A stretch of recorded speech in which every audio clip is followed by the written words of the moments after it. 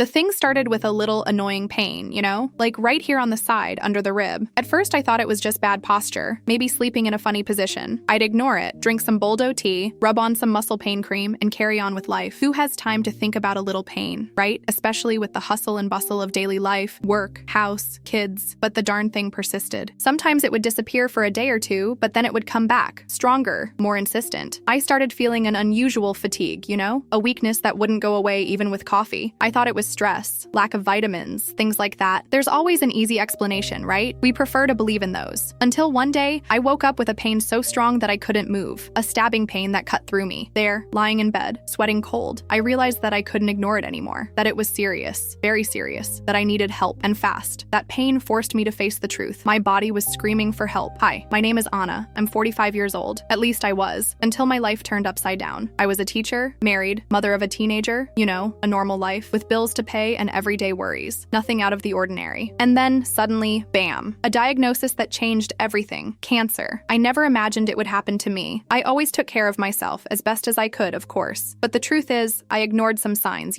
Those pains we ignore, the fatigue we think is just stress. So many excuses not to go to the doctor. And now I'm here, fighting this cruel disease, feeling my body weaken with every chemotherapy session. The nights are long, painful, full of fear and uncertainty. I decided to share my story because I don't want other people to go through what I'm going through. I want to alert, inform, raise awareness. If I had listened to my body earlier, maybe things would be different. Maybe I would have caught the disease in an early stage with better chances of recovery. But I let myself be carried away by the hustle and bustle of daily life, by flimsy excuses, by a false sense of invincibility, and I bitterly regret that. So, I ask you, who's watching me? Don't make the same mistake I did. Pay attention to the signs your body gives you. Don't ignore the pains, the fatigue, the sudden changes. See a doctor, get exams, take preventive measures. Your health is your most precious asset, and don't wait until it's too late to take care of it. My intention is to turn my personal experience into a tool for awareness. If my story can help at least one person to prevent, it will have been worth it. At first, it was just a discomfort, a passing twinge. When you stretch too much and feel that little pull? It was similar, but it came without warning, randomly. I remember thinking, oh, I must have slept funny. I'd turn to the other side, try to forget about it, but the discomfort would return, and more frequently each time. Then, my mind would come up with excuses. It's work stress, this pile of reports, the endless meetings. I'd justify it with the hustle and bustle of daily life. And to ease it, I'd resort to what was on hand. A little pharmacy painkiller, a paracetamol for headaches, which always seemed to be around. I'd apply a warm compress, put one of those hot water bags where it hurt, hoping it would go away. Sometimes it even worked for a few hours. The pain eased up, and I breathed a sigh of relief. See? It wasn't a big deal. I just need to relax more. But it was a false sense of relief. The pain always came back, stronger, more persistent. And with it came the fatigue. A fatigue that wouldn't go away even after a whole weekend of sleeping. I felt exhausted, with no energy for anything. Then, the guilt would kick in. I need to exercise more, eat better. I'm too sedentary. I tried to fit in a walk at the end of the day, but my legs felt heavy. My breathing became labored. It was a huge effort, and the tiredness just increased. I started taking vitamins. B complex for energy, vitamin C for immunity. It must be a deficiency, I thought. I read online about the benefits of each supplement and self-medicated, hoping to find a magical solution. And of course, I drank liters of coffee. I needed to stay awake, productive, keep up with everything. The coffee gave me a momentary energy boost, but then came the crash, with more tiredness and irritability. The truth is, I was fooling myself. I was ignoring the signs my body was giving me, preferring to believe in easy explanations and quick fixes. I was afraid to see a doctor, afraid of finding something serious. I postponed the appointment, making excuses. I don't have time. I don't want to bother. It's probably just a phase. The routine consumed me, and my health was put on the back burner. Work, home, my child, everything was more important than me. And in the end, this neglect cost me dearly. I delayed the diagnosis, wasted precious time, and now I'm battling a disease that could have been treated more effectively if I had acted in time. The lesson I learned is harsh, but I hope it serves as a warning to others. Health is our most valuable asset, and we cannot neglect it. The climb was slow, sneaky, almost imperceptible at first, like a thief who enters in the dead of night, stealing a little each day without us realizing the extent of the damage until it's too late. The pains, which were once just a passing discomfort, began to become constant companions, clinging to me like a shadow. They ceased to be isolated stabs to become a dull, throbbing weight that radiated throughout my body. The back pain spread to my shoulder, down my arm to my fingers, tingling, numbing. The leg pain prevented me from walking for long, forcing me to stop, to lean on anything. Every step was torture, a constant reminder that something was wrong. At work, the situation became unsustainable. The concentration, which was once one of my greatest strengths, dissipated like smoke. Meetings Meetings became torture, reading reports, agony. The pain prevented me from thinking clearly, making decisions, being productive. I started to miss work, to make flimsy excuses, headaches, flu, family problems. Slowly, I began to isolate myself from colleagues, afraid that they would notice my suffering, my fragility. Guilt ate away at me. I felt like I was letting everyone down, that I wasn't fulfilling my responsibilities. At home, the situation was no different. The joy that once filled our family moments was being replaced by a heavy, oppressive silence. Playing with my son became rare, the conversations with my husband superficial. The pain prevented me from actively participating in family life, from being the mother and wife I had always been. I felt guilty for not being able to give them the attention and affection they deserved. Gradually, I distanced myself, closing myself off in my own world of pain and suffering. Even leisure activities, which once brought me so much pleasure, became a burden. Going to the cinema, strolling in the park, dining with friends, everything required a superhuman effort. The pain prevented me from enjoying those moments, from relaxing, from having fun. I felt like a dead weight, a spectator of my own life. Gradually, I abandoned these activities, isolating myself more and more. Nights became a nightmare. The pain prevented me from sleeping, keeping me awake for hours on end, tossing and turning in bed, searching for a comfortable position that I never found. Fatigue accumulated, leaving me exhausted, without energy to face the next day. I started taking sleeping pills, but even they couldn't provide me with restful sleep. I woke up exhausted, sore, feeling like I hadn't rested at all. Frustration and despair consumed me. I felt powerless in the face of that situation, unable to control the pain, to recover my health. I wondered what was happening to me, why my body was failing. I was afraid it was something serious, incurable, but at the same time, I was afraid to see a doctor, to confirm my worst fears. I tried to hide the situation from those around me, afraid of worrying them, of being judged. I used makeup to conceal the dark circles, loose clothing to hide the thinness, forced smiles to show that everything was fine. But inside, I felt increasingly fragile, more vulnerable. The truth is, I was drowning in a sea of pain and suffering, not knowing who to turn to. The day I finally gathered the courage to seek medical help dawned gray, as if the sky itself was sharing in my anguish. The pain throbbed constantly like a hammer pounding inside my body, and the fatigue was so deep that I could hardly get out of bed. But this time, something was different. I looked in the mirror and saw a weary woman, with deep dark circles under her eyes and a lost look. I didn't recognize myself. There, in that moment, I realized that I could no longer deceive myself, that I needed to face the truth, no matter how frightening it was. I scheduled an appointment with a general practitioner, the first available doctor on my agenda. The waiting room felt like purgatory, full of people with worried faces and anxious looks. Every cough, every sigh, every conversation made me even more nervous. When I was finally called, my hands were shaking so much that I could hardly hold on to the form. The doctor was attentive and patient, listened to my complaints carefully, and examined me thoroughly. He felt my abdomen, listened to my lungs, and asked several questions about my family history and lifestyle. At the end of the consultation, he requested a battery of tests: blood, urine, stool, ultrasound, tomography. The list seemed endless. The following days were filled with pure anguish. Each test was a new reason for apprehension, a new chance to discover something terrible. The wait for the results was torture. Each minute felt like an eternity. I searched the internet for information on possible diagnoses, frightening myself with each symptom, despairing over each prognosis. Finally, the day arrived to collect the results. I was accompanied by my husband, who held my hand tightly, trying to convey security and support. I handed in the tests at the reception and waited, apprehensive, to be called. When I heard my name, I felt a lump in my throat and a knot in my stomach. The doctor greeted me with a serious and focused expression. He explained that the exams indicated a significant alteration in one of my organs, a tumor. He used the word cancer, and in that instant, my world crumbled. I felt as if the ground had disappeared from under my feet, as if a black hole had opened in my chest. The doctor's words became a blur, an indistinct noise. I couldn't believe what I was hearing. Cancer? Me? How can this be? The disbelief was total, the feeling that it couldn't be true, that I was living a nightmare. Fear took hold of me, a paralyzing, overwhelming fear. Fear of pain, suffering, death, fear of leaving my son, my husband, my family, fear of the unknown, of what was to come. Doubts and questions came in an avalanche. Why me? What did I do to deserve this? Will I die? The search for answers was relentless, the need to understand what was happening, to find meaning in that tragedy. At that moment, the only thing that sustained me was the support of my husband, who held me tight and assured me that we would face that battle together. That embrace, that gesture of love, gave me the strength to carry on, to not surrender to despair. I knew the fight would be long and hard, but I wasn't alone. I had the love of my family, faith in God, and hope of overcoming this cruel disease. Shortly after the diagnosis, a marathon of tests and consultations began to define the type of cancer, the stage of the disease, and the most suitable treatment plan. With each consultation, with each result, reality became more concrete, more frightening. The news that I would need to undergo chemotherapy was a blow. The word itself carried a huge weight, evoking images of suffering, hair loss, loss, nausea. The first session was a mix of fear and hope. Sitting in the chair, with the needle in my arm, I watched the liquid slowly dripping, invading my body. I believed that there lay my salvation, but I also felt the poison running through my veins, attacking my cells, weakening my body. The side effects soon appeared: constant nausea, uncontrollable vomiting, diarrhea,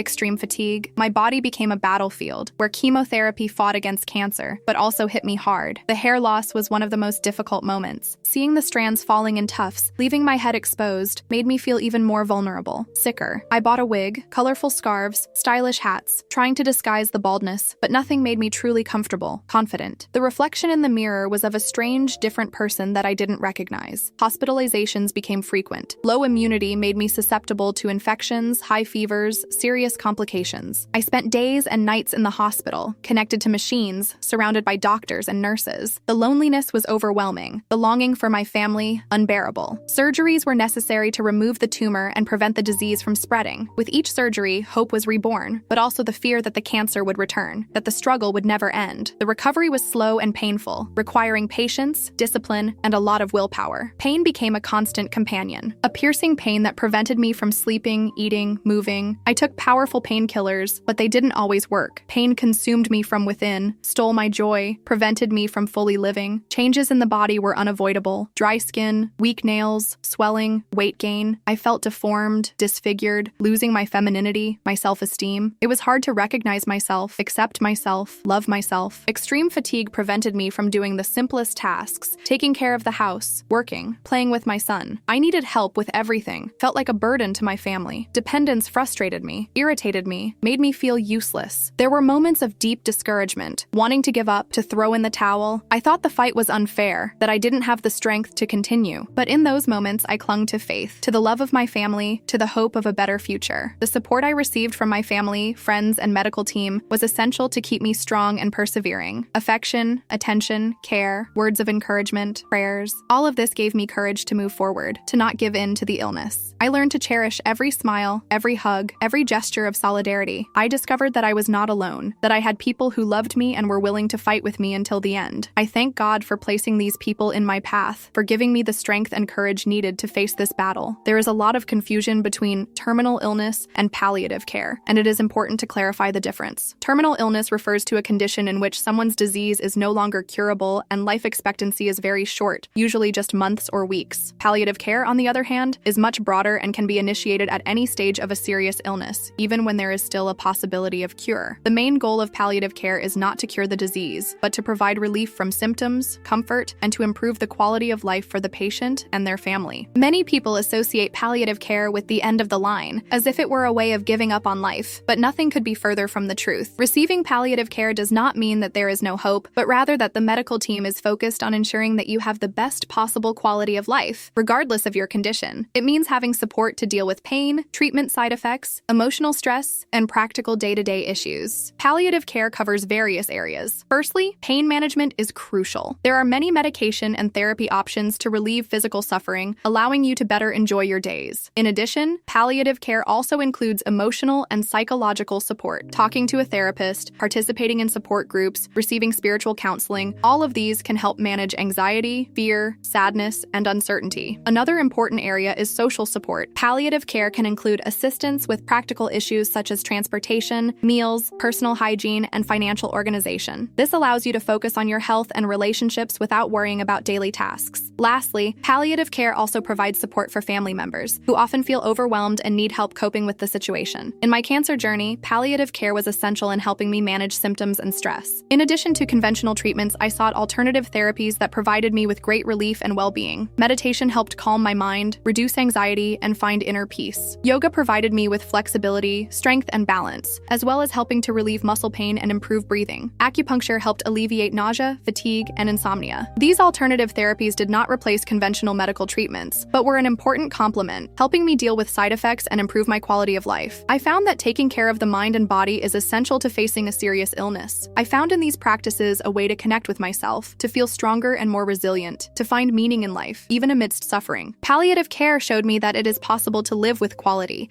even in the face of a serious illness, that what matters is to enjoy every moment, value relationships, and find joy in the little things, that life continues to be worth living, even when a cure cure is not possible. Just when I thought I had won the battle, that I could finally breathe a sigh of relief and start living again, life dealt me a new blow. A phone call, a test, a word, recurrence. Like a bucket of cold water, the news paralyzed me. Everything started over. It felt like all my efforts, all my struggle had been in vain. The frustration was immense. Anger consumed me. Why again? Why me? The symptoms came back, relentless. The pain, the fatigue, the lack of appetite. But this time, they were different, more intense, more persistent. New tests revealed the worst, metastasis. The disease had spread to other organs. The fear of death became even more real, more present. The fragility of life showed itself in all its cruelty. Accepting the new reality was a painful and lengthy process. I cried, I yelled, I rebelled. I denied the disease, sought second opinions, clung to false hopes. But little by little, I came to understand that I couldn't fight the inevitable. I needed to accept my condition, face the truth head on. Seeking psychological and spiritual support was crucial in helping me deal with the situation. Therapy sessions provided me with a safe space to express my emotions, to let out my fears, to find strength to move forward. Faith gave me hope, comforted me, showed me that I was not alone. I decided to focus on living in the present, on enjoying every moment, on valuing the small things. I started paying more attention to my family, to my friends, to my hobbies. I rediscovered the joy of a hug, of a smile, of a sunset. I learned to love life to the fullest, even in the midst of suffering. I don't know what the future holds for me, but I know I won't give up. I will fight with all my strength, with all my faith, with all my love. I will live each day as if it were the last, seizing every moment, valuing every opportunity. And above all, I will keep the hope that a miracle can happen. I believe that life is a precious gift, and that we should make the most of it, regardless of the circumstances. Despite the fear and uncertainty, I feel an inner peace that I had never experienced before. The illness taught me to appreciate what truly matters, to set aside trivial worries, to focus on the essential. I learned to love unconditionally, to forgive, to be grateful. I discovered the strength within me, the ability to overcome obstacles, the resilience of the human soul. I share my story with the hope of inspiring others who are going through difficult times. I want to show that they are not alone, that it is possible to find the strength to move forward, that life continues to be worth living, even when all seems lost. I believe that unity, solidarity, and faith can transform the world and help us overcome any challenge. If my story can touch one person's heart and give them a glimmer of hope, it will have been worthwhile. May the light of hope illuminate the path of all those who are suffering. Life, oh life, what an incredible gift, and yet so fragile at the same time. I learned the hard way that time flies and yesterday is gone. Tomorrow is an uncertain promise. All that remains is the now, and it is there that I choose to dive in with body and soul. Before, I lived on autopilot, too worried about the future, about the bills, about appearances. I forgot to feel the wind on my face, to appreciate the birds singing, to savor every bite of my favorite food. The illness awakened me to the beauty of the present, to the importance of each moment. I've discovered that happiness is not found in great achievements, material possessions, or social status. It resides in the little things, in simple moments, in genuine connections. I love having a warm coffee in the morning, while the sun streams through the window and warms my face. I adore walking barefoot on the grass, feeling the earth beneath my feet. It delights me to watch the colors of the sky at dusk, the dance of leaves on trees, the genuine smile of a child. Reading a good book, wrapped in my favorite armchair, is one of my greatest pleasures. With each page, I travel to other worlds, live other lives, and learn new lessons. Music soothes me, fills me with joy, makes me dance. I sing in the shower, in the car, in the kitchen, without caring about my pitch. I just let the melody carry me along. Cooking is therapeutic. I love preparing delicious dishes for my family, inventing new recipes, trying out new ingredients. The smell of home-cooked food takes me back to my childhood, to the comforts of home. Having friends over for a simple and fun dinner is one of my greatest joys. Sharing stories, laughing, celebrating friendship strengthens bonds and warms the heart. I've embraced gardening as a hobby. Taking care of plants, watering flowers, seeing the garden bloom brings me a sense of peace and serenity. Nature teaches me about patience, resilience, and beauty. I've learned to appreciate every leaf, every flower, every detail of divine creation. Relationships have become even more important. I prioritize time with my family, with my friends, with the people I love. I call, visit, write, show my affection. I make a point of expressing how important they are to me, how much I love them. I've learned to express my feelings, not to hold anything back. I say what I think, what I feel, without fear of judgment. Gratitude has become a mantra. I am thankful for each day, for each opportunity, for each person that crosses my path. I am grateful for health, for family, for friends, for work. I am thankful for the small things, for the simple moments, for the blessings I receive daily. Gratitude connects me to the positive, strengthens me, makes me feel blessed. Illness has taught me to prioritize what really matters. I have set aside unnecessary worries, excessive demands, the pursuit of perfection. I have learned to love myself, to accept myself as I am, with my qualities and my flaws. I have have started taking care of myself with kindness, to respect my limits, to value my health. Life is a gift, a miracle, and I am grateful for each day, for each moment, for each opportunity to love, to learn, to grow. I choose to live the present with intensity, with joy, with gratitude. May my story inspire others to do the same. After all, life is too short to be wasted on worries and sorrows. May we all learn to value what really matters and to live each moment fully. Life and death, two sides of the same coin, inseparable, complementary. Before illness, death was a distant, abstract topic, something that happened to others, not to me. I lived as if I were immortal, as if time were endless. Illness confronted me with the finiteness of life, made me face death head-on. At first, fear was paralyzing. Anguish consumed me. But gradually, I came to understand that death is not the end, but rather a transformation, a passage to another plane. I learned that death is part of life, that it is a natural, unavoidable process, and that instead of fearing it, we should embrace it, prepare for it, face it with serenity and acceptance. Illness taught me to value each moment, to seize every opportunity, to live intensely. It showed me that time is precious and that we should not waste it on trivial concerns, resentments, things that do not matter. The experience of illness has deeply transformed me. I have become stronger, more resilient, more compassionate. I have learned to overcome obstacles, to deal with pain, to find strength in moments of weakness.